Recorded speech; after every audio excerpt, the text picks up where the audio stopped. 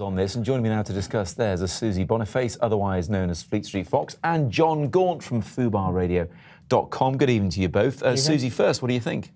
Well, there's three items of rank hypocrisy in this which kind of stick in my throat a little bit.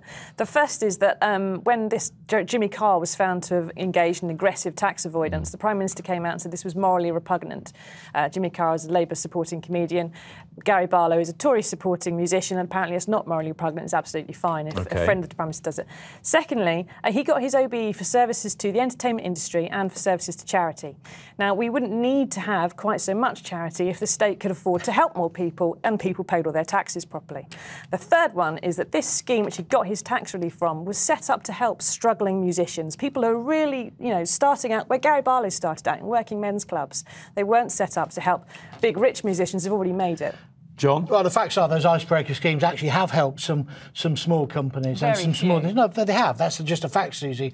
End of. This is just the jealousy, politics of jealousy. And I agree with a bit about Jimmy Carr and Labour, etc. However, Gary Barlow has raised millions in tax revenue for this country. What he was doing was perfectly legal until the HMRC won their court case last week and he lost his appeal. He wasn't evading tax, which is illegal. He was avoiding tax. There's nobody watching this programme, Matt, probably yourself included, who hasn't tried to reduce their tax bill. He's now going to pay the tax. What's the problem? Nothing to do with me, John. We're not here to talk about my tax affairs. Most people don't have the right to use these same vehicles to mitigate their tax affairs. No, of course, because they're not earning the same money, Susie. But it's legal. It's legal. We've got a few opinions on this. As I said, everyone's got one. Yeah. On Facebook, Matthew McDonald says tax avoidance is benefit fraud for millionaires. Julie Gibbard, if it is the government that steals from us, if he lived in another country, they would let him keep his money that he earned. Would you not rather him still be in this country rather than somebody like Sean Connery, who calls for Scottish independence from the safety of Marbella? I'm glad that he's in this country paying taxes, and the rest to take that. They're a credit to this country. As long as he pays it now, what's the problem? Susie, it's a fair point, isn't it? This emerged in the Times over the weekend. The same weekend, they have a list of all the billionaires living in this country. How much tax are they paying? Well, exactly. There's lots of different ways people manage to mitigate their tax relief, and it does need to be sorted out so everyone knows that everybody else is paying the right amount. The issue with this particular scheme is that it was under question for quite a long time. Under question, but not illegal. Not illegal, but there were questions raised about it. It makes me wonder, really, if you've got many millions of pounds you want to invest in a scheme and your accountant puts some documentation in front of you, do you really not ask questions about it when you're signing and filling in the forms? Should he be given the honour back, though?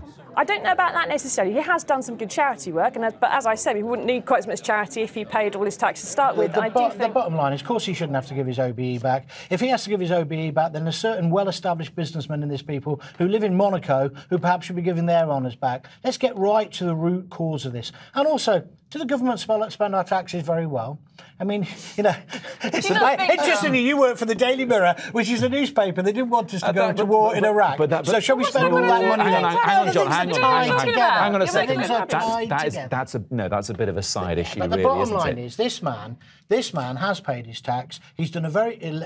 what he's done was... I haven't finished. He should have done. Under the rules, until last week, what he did was perfectly legal. Absolutely perfectly legal. Just like Jimmy Carr. And now, if they want him to pay that tax, I'm sure he'll pay it. But to berate him, like you're doing, or some people, like Margaret Hodge, please, give him lectures on giving back OBEs. All right, John, quick word from Susie, please. As a press expert, as John likes to think he is, no, I don't think so. What Gary Barlow really should be doing now is issuing a public mea culpa saying, I'm very sorry, there's been a mistake, putting a cheque in the post, and the government should be making sure that no one else can do this kind of legal avoidance again. Interesting, he hasn't actually tweeted for 5 days. No. We've had plenty of tweets today. Hillary Oakes, if the man on the street pays tax he can ill afford, then the likes of Gary Barlow should definitely pay theirs. Patricia Hassan, though, for goodness sake, he's not the first and won't be the last. He's a good guy.